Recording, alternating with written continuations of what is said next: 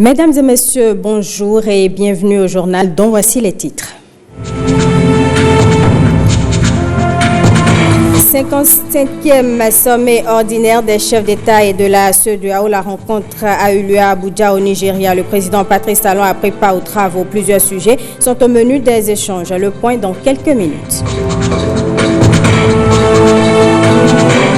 Nous parlerons également dans ce journal du néré. Cette plante à multiples vertus, souvent négligée, elle a tout de même fait l'objet d'un travail de recherche présenté à l'université d'Abomey-Calavi.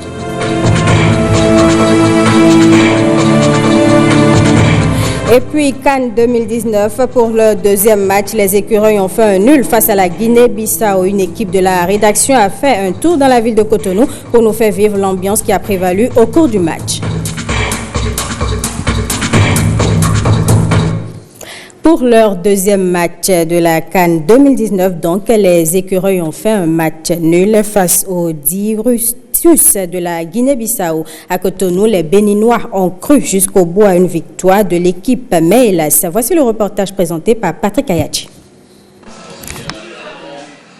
Entre cette pharmacie et Ismaïlia, un pont appelé Écureuil, tous en mode supporter, les employés vivent pleinement le match Bénin-Guinée-Bissau. Ce privilège, ils le doivent aux responsables des lieux, lui qui a pris des dispositions nécessaires pour entretenir la fièvre de la CAN dans son officine. Nous avons la chance aujourd'hui que nos ambassadeurs, les écureuils, sont en terre étrangère pour défendre le drapeau.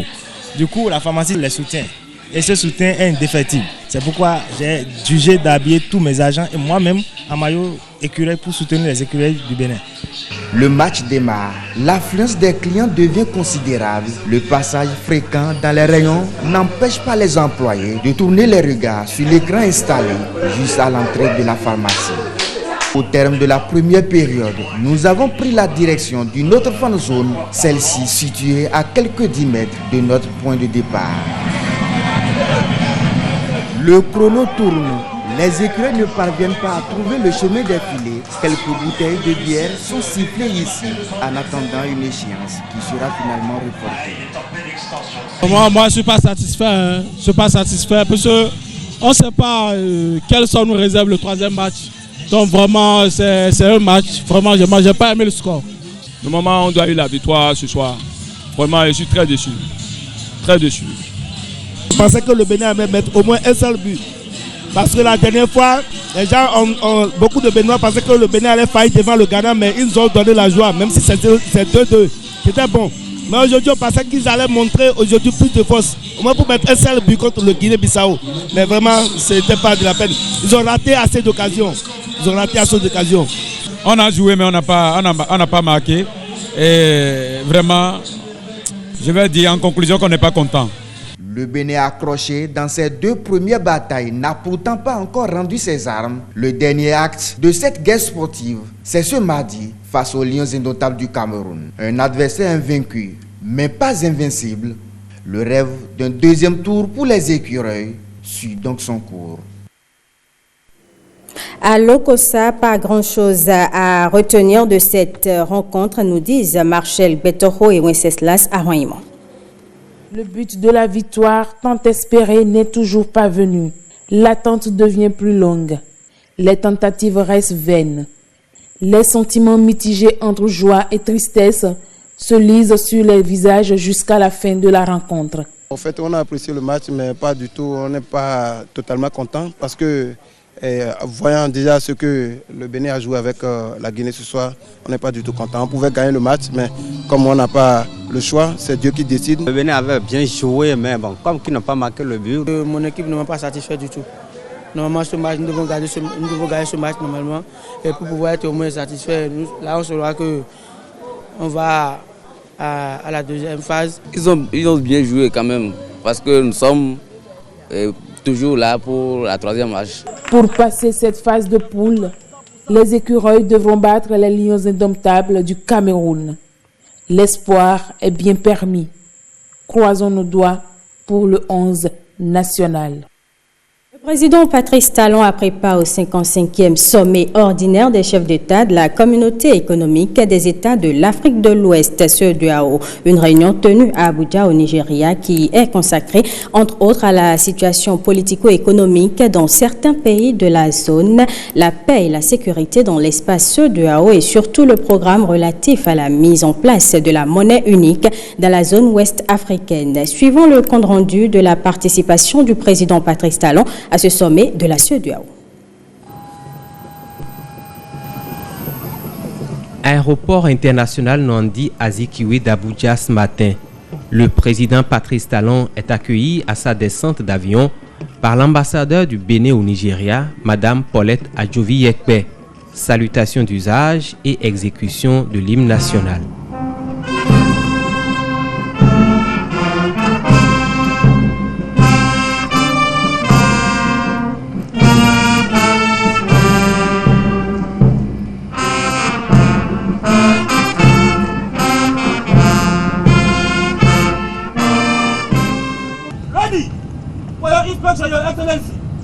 Le sommet des chefs d'État et de gouvernement qui s'est tenu ce jour à Abuja a été marqué par l'allocution de bienvenue de son Excellence Muhammadu Buhari, président en exercice de la conférence des chefs d'État et de gouvernement de la CEDEAO, et celle du président de la commission de l'institution, Jean-Claude Kassi-Brou. Les chefs d'État et de gouvernement se sont penchés sur les défis sécuritaires dans certains pays de l'espace CEDEAO. Le président de la commission a suggéré aux chefs d'État, dans un proche avenir, l'organisation d'un sommet extraordinaire consacré à la lutte contre le terrorisme. Dans cette veine, il a salué la tenue le 22 février à Accra entre les chefs d'État du Bénin, du Burkina Faso, de la Côte d'Ivoire, du Ghana et du Togo, d'une réunion consacrée au renforcement de la coopération entre leurs pays sur les questions de sécurité. Sur le plan de la libre circulation des biens et des personnes, au sein de la CEDEAO, le Bénin occupe le premier rang pour avoir respecté cette disposition adoptée par les pays ouest-africains. Cette réunion de la CEDEAO a été aussi l'occasion de remettre sur le tapis la question de la monnaie unique au sein de l'espace CEDEAO.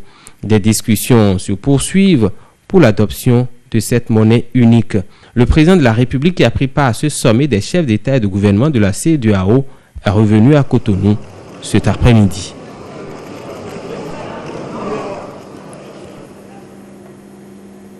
À l'occasion de ce sommet, le chef de l'État a eu des tête-à-tête avec plusieurs de ses pairs. De retour de Abuja, Aurélien Agbenonsi, le ministre des Affaires étrangères, fait le point des travaux au micro de Ghislain Bouguet et Ernest Tétégou. Au cours de cette session, ils ont examiné les rapports ordinaires, le rapport intérimaire du président de la commission de la CEDEAO et des rapports spéciaux. La conférence a eu un huis clos intégral pour réfléchir et s'entendre sur la désignation du prochain président en exercice de notre communauté. Pour ce qui concerne le Bénin, il y a eu aussi le rapport sur la task force sur la circulation des biens des personnes et la liberté d'établissement et de fonctionnement harmonieux des corridors. Et je suis heureux de vous dire que le Bénin a été salué, a été félicité parce qu'il est classé premier au nombre des pays qui ont respecté les engagements qui ont été pris par les divers États s'agissant de la libre circulation des biens, des personnes. Le Bénin a été classé donc premier pour cela et pour aussi l'établissement des étrangers chez nous. Le président a profité bien entendu de son passage à Abuja pour avoir quelques entretiens particuliers avec certains de ses pairs et je crois savoir qu'il y a eu une convergence de vues entre lui et ses chefs d'État et ses pairs qu'il a rencontrés. Le consensus était en train de s'établir pour que le prochain président de la communauté soit le président du Niger, le président Issoufou. Je dois vous dire qu'il n'y a pas eu de rapport spécial sur le Bénin. Lorsque le président de la commission de la CEDEAO a fait son rapport politique, il a mentionné qu'à l'occasion des élections législatives au Bénin, au nombre de diverses missions qui sont rendues dans divers pays, il a mentionné que la CEDEAO et les Nations Unies, le bureau du représentant spécial basé à Dakar, ont, à l'occasion de ces élections, fait une déclaration qui a été rendue publique, que vous connaissez très bien, dans laquelle ils appelaient toutes les parties au Bénin à s'entendre pour que ces élections se déroulent dans de bonnes conditions. La création de la monnaie unique qui a fait l'objet d'un rapport spécial, effectivement. La création de cette monnaie répond à des conditions que tous les pays n'ont pas encore remplies, mais la dernière conférence des ministres des Finances qui a eu lieu à Abidjan il y a quelques jours a fait un état des lieux qui a été présenté. L'échéance, l'objectif retenu jusqu'aujourd'hui est 2020, mais ce que j'ai cru comprendre dans les échanges des divers chefs d'État, c'est que l'on pourrait s'inspirer de l'expérience d'autres parties du monde où, en voulant créer une monnaie unique, ils sont passés par un système où des groupes qui étaient déjà remplissaient les conditions du critère de convergence ont pu s'engager dans une monnaie unique et les autres ont rejoint progressivement. C'est l'exemple de l'euro pour ne pas citer ce cas-là. Donc je crois qu'on s'achemine vers une démarche comme celle-là parce que nos pays sont dans des situations de développement assez différentes, mais ce n'est pas une raison pour ne pas poursuivre cet objectif qui est un objectif important et utile. Je vous le disais dans les titres, le néré est l'une des plantes autochtones à multiples vertus, souvent négligées par la population et les chercheurs. Mais de nos jours, elle fait l'objet d'attention. En témoigne ce travail de recherche présenté à l'université d'Abomey-Calavi par le docteur Victor Dagnon-Michel. Compte rendu William Tchouki. De longues gousses contenant de nombreuses graines noires enrobées de pulpe jaune. Un élément d'identification du néré. C'est une plante présente dans toutes les savanes africaines. Une des espèces autochtones du Bénin, une plante aux vertus inestimables.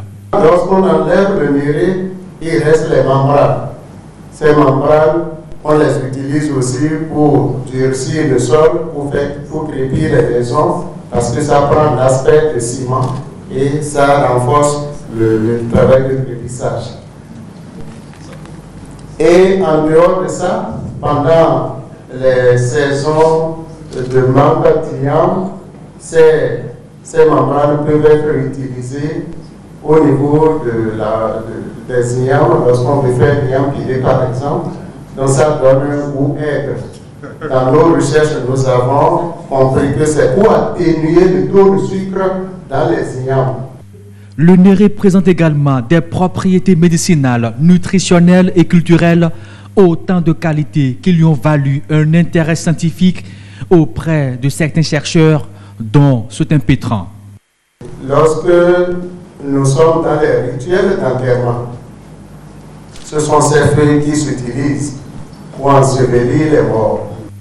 Il a focalisé sa recherche sur la dynamique ethnobotanique du néré dans l'ère socio-culturelle Batonou de l'Atakora, une communauté qui considère le néré comme étant un don de Dieu. Le néré joue un rôle important dans la vie socio-culturelle des Batambous de l'Atakora au Bénin. Qu'est-ce qui justifie alors la négligence de son entretien? Nous avons fait ce travail et c'est là que nous avons constaté que le bien économique est en train de prendre le dessus sur les rapports entre l'homme et l'environnement. Mais de nos jours, cette providence naturelle aux 1001 vertus est menacée. Les arbres de néré se raréfient à cause des actions anthropiques. C'est vrai, ce bien est reconnu en tant que bien, mais ce qu'il faut faire n'est pas encore tout à fait connu. Il va falloir travailler sur les mentalités, attirer l'attention des gens sur le bien fondé de cette espèce qui est en amont et en aval de la vie de l'homme. L'Impétran a présenté les résultats de ses recherches, une présentation qui lui a valu le titre de docteur avec les félicitations des membres du jury. Parlons maintenant de la mise en œuvre du projet SWED au Bénin. Ils sont désormais 7 pays dans le Bénin à s'engager officiellement dans le SWED. C'est un projet d'autonomisation des femmes et dividende démographique du Sahel. La cérémonie de lancement du projet a eu lieu à Cotonou en présence des membres du gouvernement et de plusieurs personnalités. Christelle Tongodo, Brice-Tiboso. Je déclare officiellement lancé la mise en œuvre du projet SWED dans notre pays, le Bénin. Le top vient ainsi d'être donné par le ministre du Plan et du Développement. Le Bénin adhère officiellement au projet d'autonomisation des femmes et dividendes démographiques du Sahel, Suède. Le Bénin s'insère dans ce train continental. En effet, au Bénin, la population est constituée à plus de 67% de jeunes de moins de 25 ans. Les adolescents et les jeunes de 10 à 24 ans représentent 33% de la population. Et au Bénin, une adolescente sur 5 commence déjà sa vie reproductive. 15% ont déjà eu un enfant et 5% sont enceintes d'un premier enfant. Une fille sur 10 est mariée avant 15 ans et 3 filles sur 10 sont mariées avant l'âge de 18 ans. Ce projet régional a pour objectif d'améliorer le niveau d'autonomisation des femmes, des adolescentes et des jeunes filles. La finalité est d'accroître leur accès aux produits et aux services de santé sexuelle et reproductive, maternelle, néonatale, infantile et nutritionnelle de qualité. Le Bénin a également exprimé son intérêt à adhérer au Suède pour accélérer notre marche vers l'atteinte des ODD. En effet, en matière de population, nous ne sommes pas une exception, comme je l'ai montré tout à l'heure.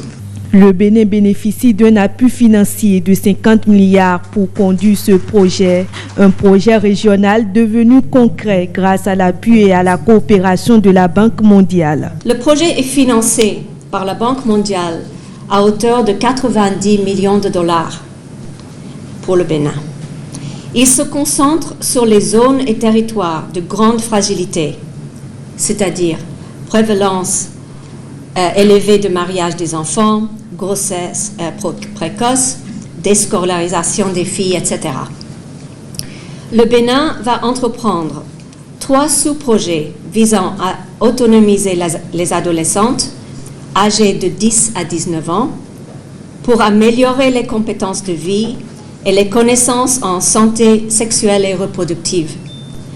Garder les filles à l'école pour qu'elles puissent achever non seulement le primaire, mais aussi le secondaire et offrir des opportunités d'avenir au tertiaire aussi. La mise en œuvre du projet Suède au Bénin coïncide avec un événement heureux pour l'UNFPA, le Fonds des Nations Unies pour la population. Nous célébrons les 25 ans de l'adoption du programme d'action de la Conférence internationale sur la population et le développement, porté au Caire en 1994. C'est aussi la célébration des 50 ans d'existence de l'UNFPA. Cette année, plus que jamais, nous plaidons pour la nécessité et la poursuite de l'acquisition des droits et des choix pour toutes et tous. Le projet Suède va concourir à la réduction de la pauvreté sous toutes ses formes. Le Bénin est le 7e pays de l'Afrique de l'Ouest à y adhérer. Les membres du nouveau bureau exécutif national de l'Union islamique du Bénin sont désormais installés. C'est l'aboutissement du processus de réconciliation au sein de l'Union souhaité par le chef de l'État, Lénaïk Agbazaou et Bernal Djogbe pour les détails. Il y a une divinité hormis Allah et que Mohammed... Prestation de serment du nouveau bureau exécutif national de l'UIB, Union islamique du Bénin.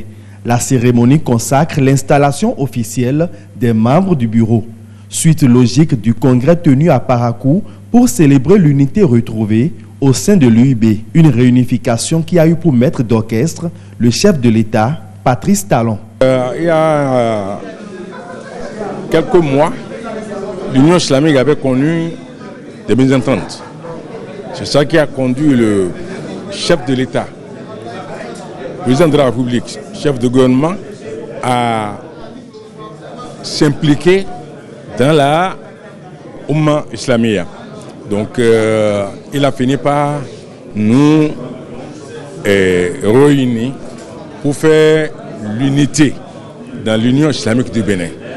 C'est ça qui a fait qu'on s'est rencontrés ici aujourd'hui pour les passations de service. Les nouveaux membres installés ont pour mission essentielle de travailler dans l'intérêt supérieur de la communauté musulmane du Bénin. Les membres du bureau installés, c'est d'avoir œuvré pour l'islam. et pour l'intérêt de tout la Oumma Islamia au Bénin et pas les intérêts individuels du tout. Nous avons des projets que le Tout-Puissant nous aide à le réaliser.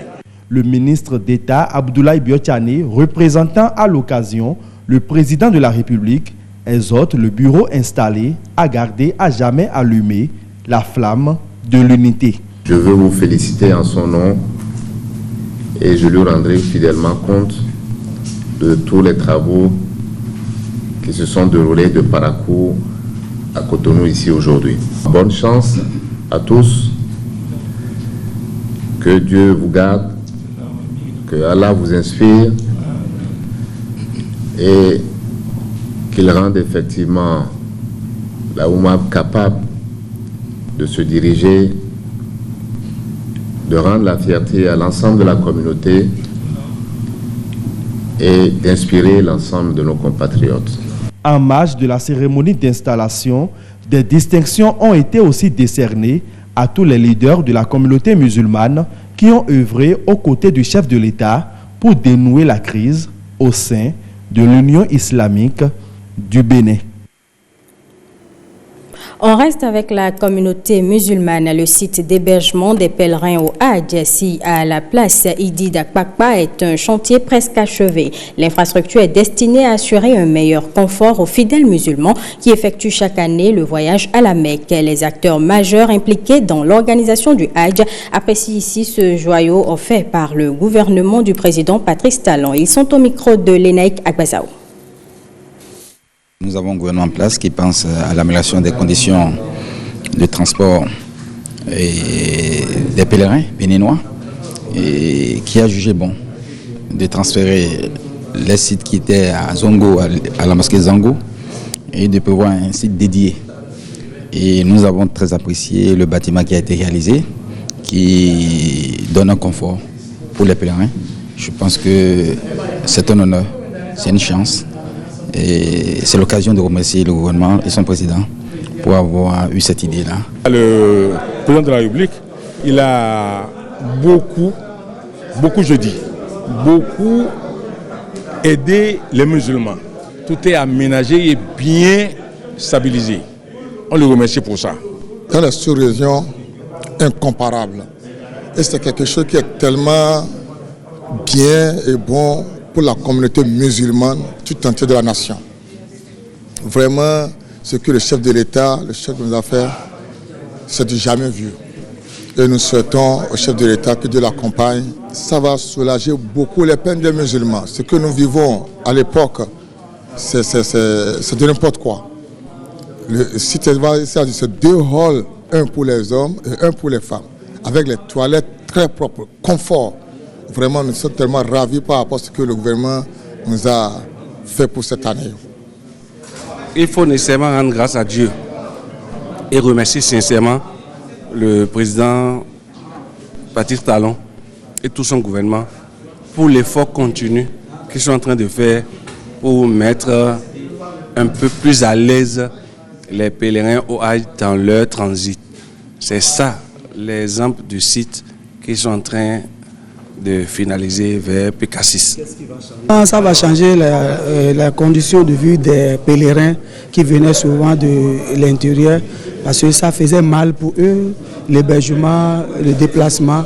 Aujourd'hui, nous avons un bon hébergement et le déplacement est bien assuré et par le gouvernement. Donc, nous ne faisons que le remercier, Inch'Allah. Ce sera tout pour ce journal. Merci pour votre attention et très bon après-midi du dimanche.